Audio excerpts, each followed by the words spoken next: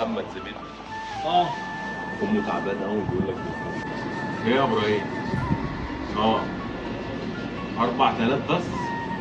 ليه يا عم؟ ما احنا قلنا 6 يا اسطى كلهم. يعني هي اخرها 4. طب ابعت لي بقى ال 2000 على الرقم اللي انا بعته لك قبل كده ده.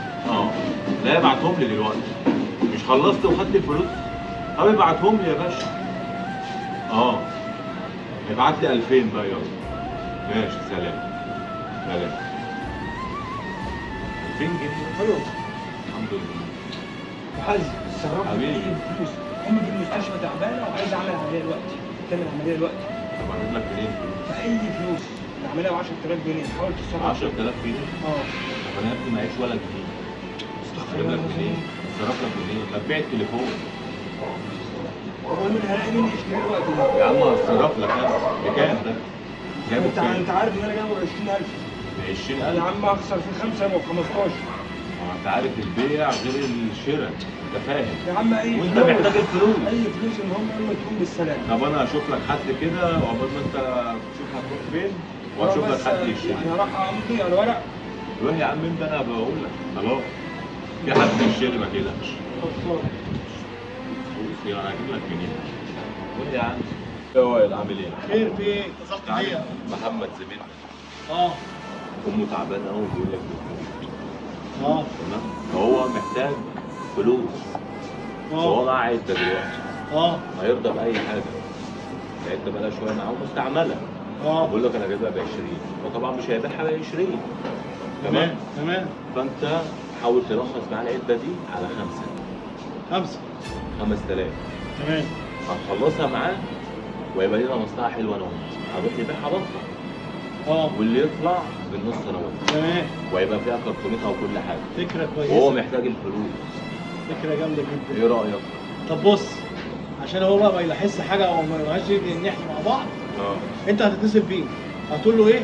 هتقول له الراجل وائل مستنيك اهو، مستنيك وتمشي انت. تمام. فهمت ازاي؟ تمام. عشان ايه ما يبقاش احنا اتكلمنا مع بعض. 5. وانا اتصرف انا معاك. مش اكتر من 5. انا اتصرف ما تقلقش بقى. يا عم خلصان. انا هوقعها لك خالص. خلصان. هو مش محتاج، هو محتاج فرصه. هو الحياه فرص يا باشا. فرصه. الو يا ابو حازم، خلصت؟ خلاص اهو. طيب لقيت لك الراجل اهو اللي يشتري. ماشي. طب تعالى على القهوه مستنيك. خلاص ماشي. يلا سلام. السلام عليكم. الله وبركاته. ازيك يا حازم؟ راح فين؟ اتفضل بس هو تعالى. انت محمد؟ صلى على النبي. السلام. انت اهم حاجه تعالج الام. تعالج امك صح؟ التليفون ده اخد 5000 جنيه. انا جايبه ب 20.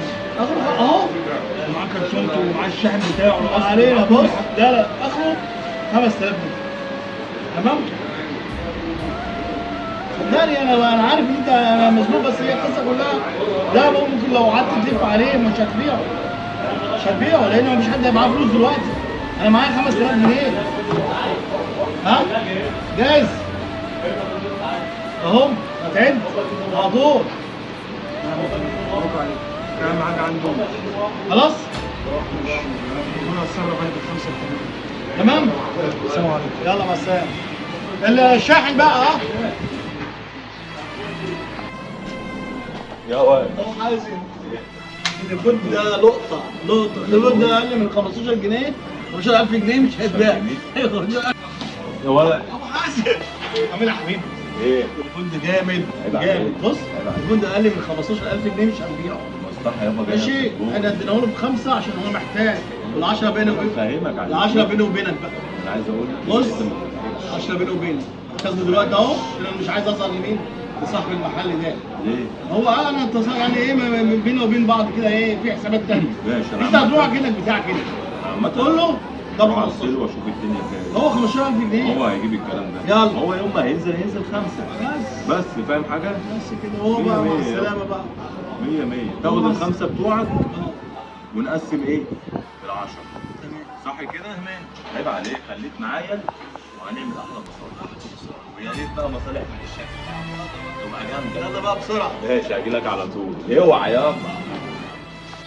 صلوا على رسول الله. كل اللي انتوا شفتوه له تمثيل، بس هي الفكره من الفيديو او الرساله، انت لو عندك صاحب زي كده ابعد عنه فورا، ما تعاشروش، ما تعاملوش تاني. حلو الكلام يا اخواتي، عشان في صحاب كده كتير بيستغلك، بيمشي معاك عشان خاطر مصلحه، مش عشان هو اخوك.